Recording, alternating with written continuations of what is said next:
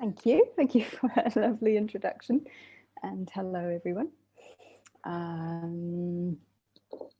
I've only been to Shrewsbury once. I think it was when I was part of the Sikha project. Hey, I think I came and chatted to you guys there and really enjoyed what I saw of your Sangha and how the Dharma was being taught at Shrewsbury. So when you were asked, I thought, oh, just be really nice to be part of that in a flying visit sort of way. So just going to set my timer before I babble. There we go.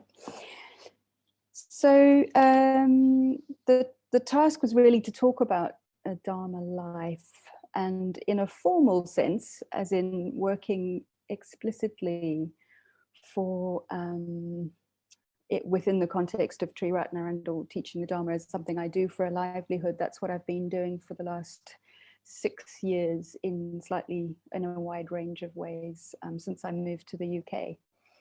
So before that, I did other things. So that's really what I'm going to talk about a little bit about. And the title I've given it is The Practice and the Path, Working for the Dharma. I saw this article, actually, it came up on my news feed the other day that says 1/3 of people in the UK are planning on changing what they do with their lives as a result of the COVID epidemic. I've been thinking about that. I've met so many people. Well, I've recently moved, people who've changed relationships, changed work. And it seems like it's been a time where there's been both the opportunity and the necessity really to figure out what's important to us all. So I just think it's an interesting time to be thinking about what we do and also how we do it, really. So that's what I want to talk about. And I want to start with a quote, which is actually from Know Your Mind, book by Samskaras. And it's a slightly long quote, but let me give you the quote and then we can talk about it. And it's about the path. So he says, or he wrote, "The path is a symbol representing the fact that we can change. The path itself is not out there, it's in here. The path simply represents the individual solution to our own particular predicament, our own particular version of the human condition, we could say. If you know and understand how yourself as you are now, that puts you in a position to develop in your own way. The path is you in the process of organizing your mental states in such a way that growth and development will take place in a positive direction." So the path is universal in the sense that the Dharma is universal, and the path is also very, very specific. Each one of us seeks access to, develops, encounters wisdom and love through our own unique doorway, shall we say. So there's talk about work and right livelihood is very specific to my own condition. And I'll talk about working for the Dharma, but I'm hoping that some of the things I'll talk about will have relevance to you, whether you're a carer or in paid work or retired or whatever it is that you're doing. So you may know that, you probably know that right livelihood is one of the elements of the Eightfold Path.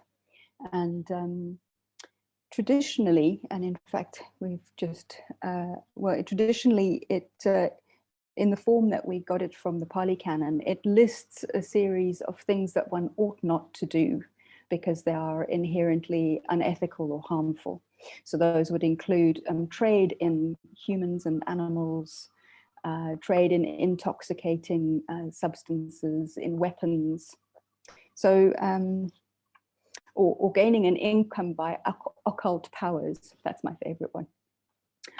So but the principle behind that list is that it's suggested that we should not earn our living doing something that would require us to break the precepts. So it's a sort of a guardianship, if you like, of our ethical lives and our minds, to where we can choose to do work that's in accordance with the precepts. And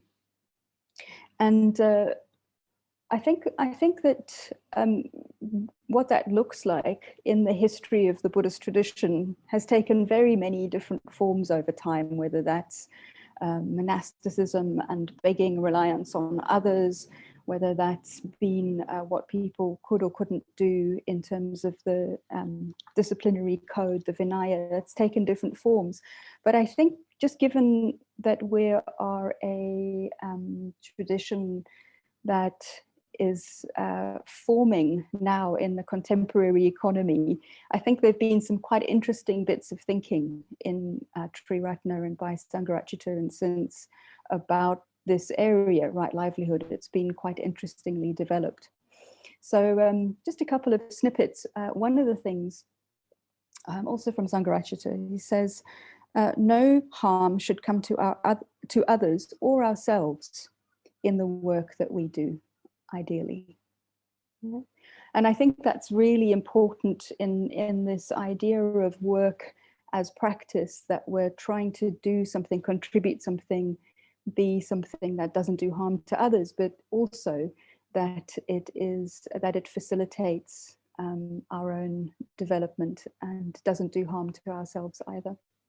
So for those of us who have a slight tendency to overwork, that's something to definitely bear in mind. Not just what you do, but how much of it that you do.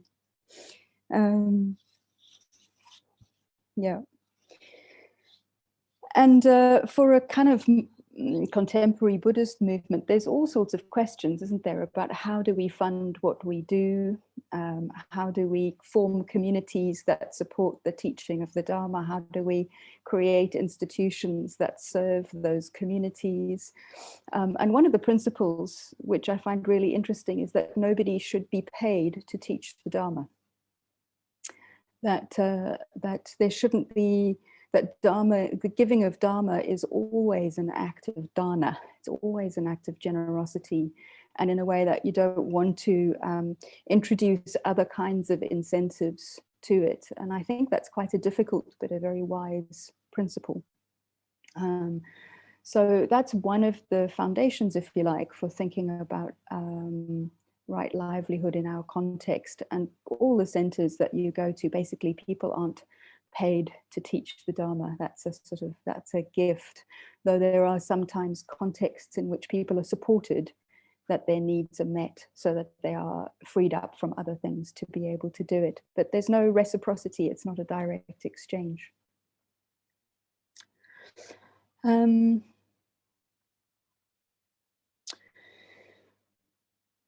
So speaking a bit more personally, I've been thinking about why I've been so drawn so strongly actually to work in a way for the Dharma. It's not what my school guidance counselor said when I was 18. I can see that this is what you will do, not at all. But I think there's a range of reasons. The one is that I've always been, in a way, more sustainably motivated by engagement with other people's suffering than my own, which isn't always a good thing, in the sense that I can sometimes not pay attention to my own experience. But my primary motivation is often collective, and that's part of my upbringing as well. I was sort of brought up to be somebody who engages in a public life and in a collective life quite strongly. That was strong in the values of my upbringing.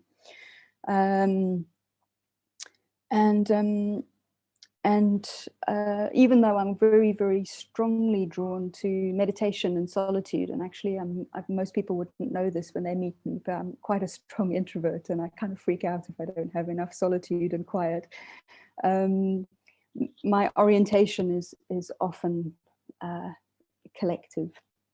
Um, so one of the reasons why I want to do the work that I am doing, and work particularly for the Dharma, is that my work deeply engages me in places where my energies already exist. And I think that's an important thing, to know what it is that moves us. So for me, the kind of work I've been doing the last couple of years deeply engages me in relation to my samskaras. So some of you may know what samskaras are, and some of you won't. I'll do the quick rendition. So one of the ways the Buddha talks about the human condition is, or what makes up a human is, he talks about 5 aggregates, or basically 5 arenas of experience. So there's form, our physical form. There is a sensation, Vedana, feeling tone. Perceptions, our knowledge, our ability to recognize things. Our samskaras, which here he calls mental formations or volitions, and consciousness. So it's one of the ways of talking about what it is to be human, is that we all share these aggregates, or these ways of being human, and it points us to being able to look at our experience in these different ways, but it also points to the emptiness of the human person. There's no soul in there. There are these 5 heaps that are each themselves conditioned by many, many things constantly interacting, and we identify with different elements of those experiences.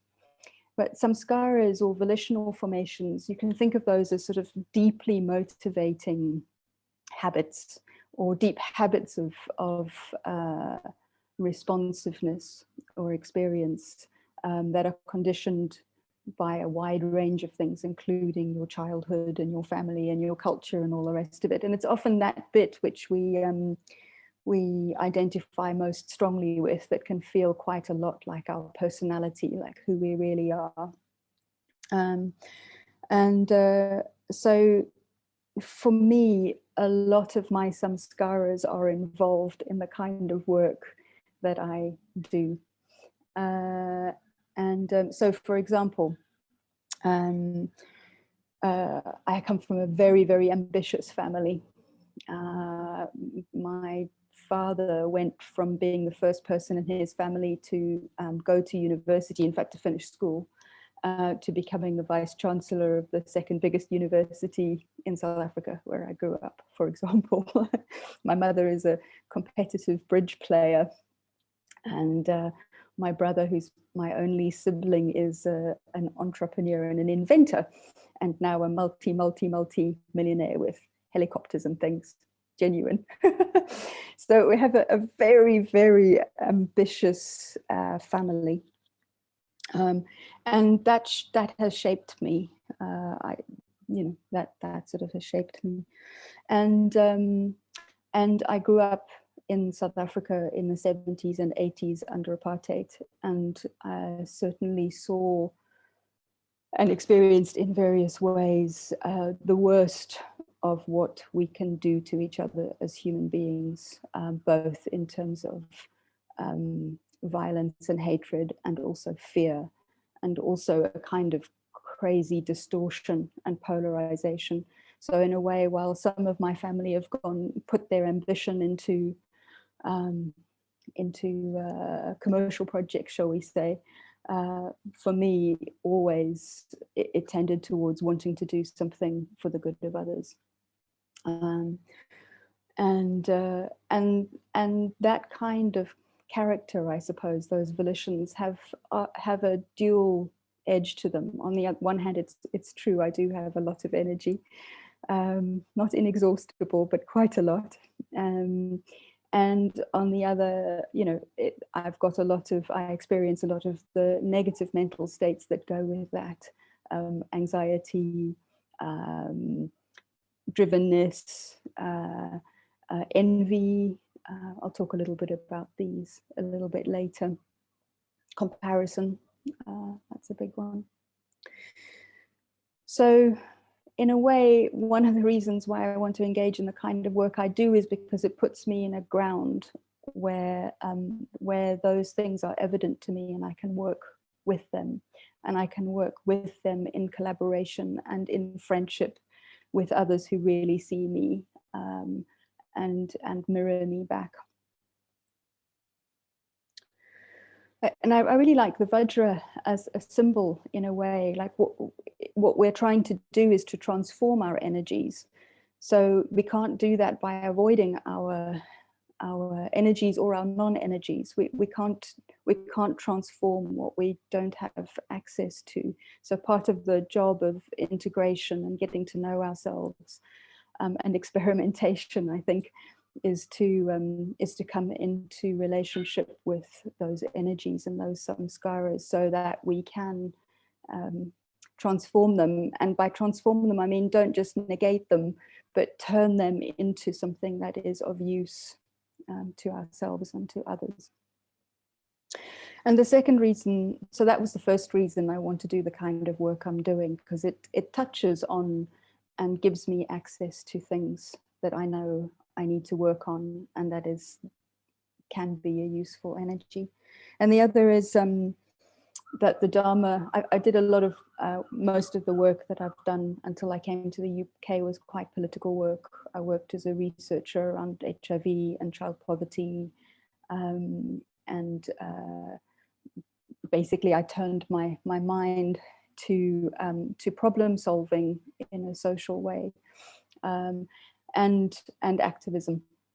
I ran a gay and lesbian organization for 10 years during the time at the beginning of the HIV crisis in South Africa. So I've always felt quite committed, but it often felt to me that I had to leave bits of myself out, or I had to leave bits of other people out in working in those modalities, either abstraction in the research or a kind of non-equality of relationship in a lot of the other ways of working. So for me, actually, it's been quite a journey to sort of engage with the Dharma as a means of doing the things that I've tried doing in other ways before. So I'll start with the good things about working for the Dharma. And there are a lot of them. The one is that there's absolutely no rub in my life at the moment between my values and the work that I do. And that's a real joy. And it's not only a real joy to me. We had somebody join our team recently, and we had a little go around the first day he arrived at work and said, why do you want to do this? Everyone was saying, why do you want to do that? And it was very, very strong to me that everyone was saying, actually, it's a treat to be able to do what you really care about. And have that recognized, and in a way have permission to really love what you love. I think it's quite a strong thing to be able to do in quite a cynical world. So that's the first reason. And this is a nice one. At any moment in my day, within reason, I can connect with anybody I work with and have a conversation of significance to them or to me. And my role hopefully doesn't preclude that, even though we have a certain amount of hierarchy of responsibility in the organization. And that's a lovely thing for me. That's a really lovely thing for me. And I'm not required by any external force to hide what is actually going on for me at any point in my working life.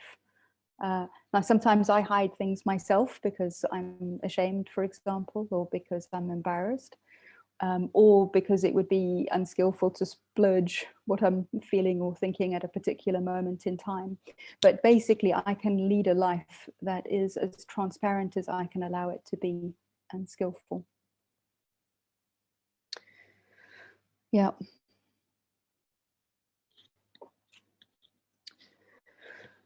So that's not all of the story. There's something to be said about moving into a working ground, that there's work to be done. So there are a couple of things I probably want to talk about with this, and they're all personal in a way, in the sense that other people might be in the position I'm in and have very different experiences or be working with very different things. But for me, these are the things that come up in the work I do. And the one is around generosity. You know, dana is the first of the perfections in Buddhism. It's highly valued, and rightly so, because it works on the distinction and differentiation between self and other.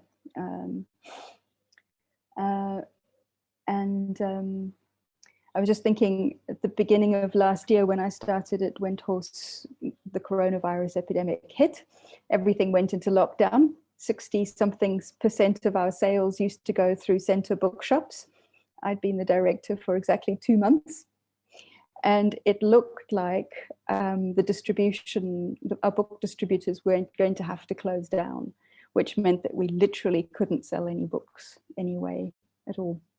And some of us were just sitting around talking, and I was like, well, okay, if we're going to go down, we had very little reserves. So I was like, if Windhorse Publications, which has been around since 1974, is about to plummet to the earth and disappear, what we might as well do is give away everything that we can, because the point of Windhorse Publications is to spread the Dharma.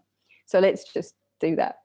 So we started this Free the Dharma campaign, and we just started giving all of the ebooks away, which was fantastic because we could access them, and it really felt like the Dharma was needed.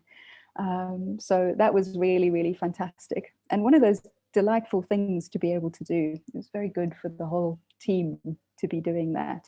It was sort of, I don't know, it's a bit like making bubbles in a park or something, completely randomly lovely. And then I noticed about 2 months later, so when we started giving the books away, people started making donations, which was great. And then I started noticing about 2 months in, when everybody else had gotten used to getting free books, that the donations started going down. And I was like, hang on, but we gave away a really, really good book. You should be giving us donations. So that basically, like, I was, my reaction was a sort of a response of reciprocity. Like, I wanted something back for what we were doing. And I experienced that quite a few times. The rest of the team went on furlough, and I carried on working for 3 months on my own. And it was a bit like, it was completely fine to do that at the time, because we were in a crisis and that was what was needed. But when they came back from furlough and started wanting to go on annual leave, which I hadn't thought of for myself, like, suddenly the limits of my generosity became apparent. So I think there's something about doing something that is in accord with the Dharma, and then just noticing where something in you goes like, okay, that's enough, like, that's too much, or I want something back. And I've noticed that again recently. We did a salary review in publishing, because we wanted to see how our salaries were pegged, not so much for me, but for the rest of the team in relation to publishing. And it was the first time I ever saw that what other people in publishing director roles earn. And I was like, I'd never before had a problem with what I was getting, but then suddenly when I saw the difference, I was like, oh, hang on. So there's always this moment where, like, in terms of something that you're doing, it's all fine, and then suddenly it's not okay. Like, suddenly you see the limits. And I think there's a whole range of ways in which being in that kind of working ground shows them up. Envy is one of them.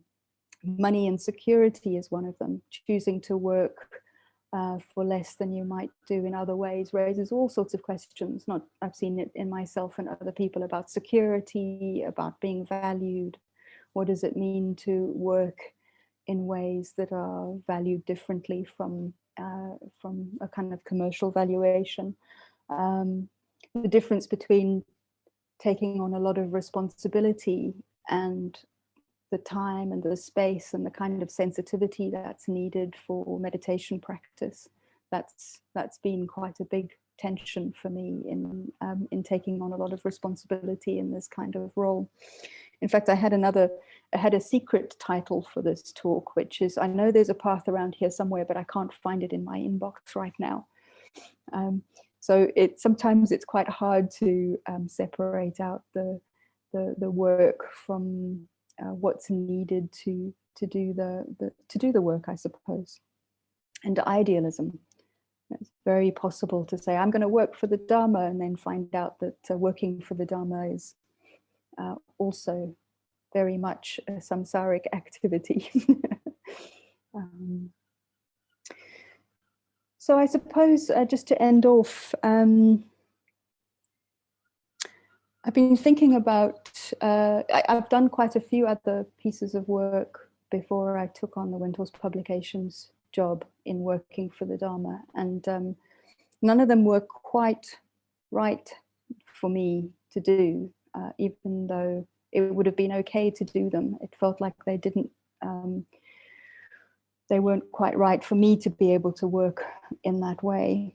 So I've been thinking about, all of us, whether it's working for the Dharma or working in other ways that are right livelihood, about what can help guide us in those kinds of decisions. And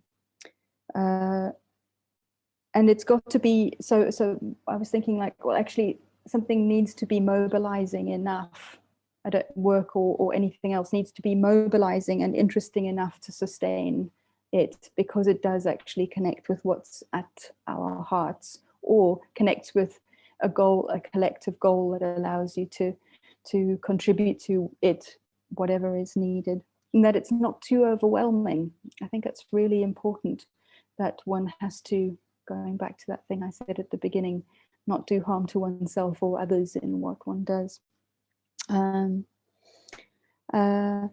then sometimes, I've seen a lot of people like me make a decision at some point in their life to turn away from other kinds of roles, other kinds of responsibilities, and work in the context of the Sangha, volunteer in the context of the Sangha. And I think I've seen a few people jump too soon as well, or get very enthusiastic. So I think there's something about jumping. It's really important when you're ready to jump. You can't know everything about what you're committing to when you make a choice. But so to jump, but not to throw yourself away. So if you're going to make decisions, or if you're going to put something behind, whether it's a volunteering role, whether it's a full-time thing, to make sure that enough of you has come along on the journey of making that decision, to be able to sustain and make it an effective working ground. So I think I'll end there. Probably spoke a little bit too much. And I don't know if you want a question for reflection, or whether we'll just end up picking up on whatever it is you want to talk about in your groups. But I think I suppose the question for me is, like, what is your practice in whatever it is that you do? Like, in what way is what you do in your work or in your roles? How is that part of a path for you, or how can you make it part of a path for you?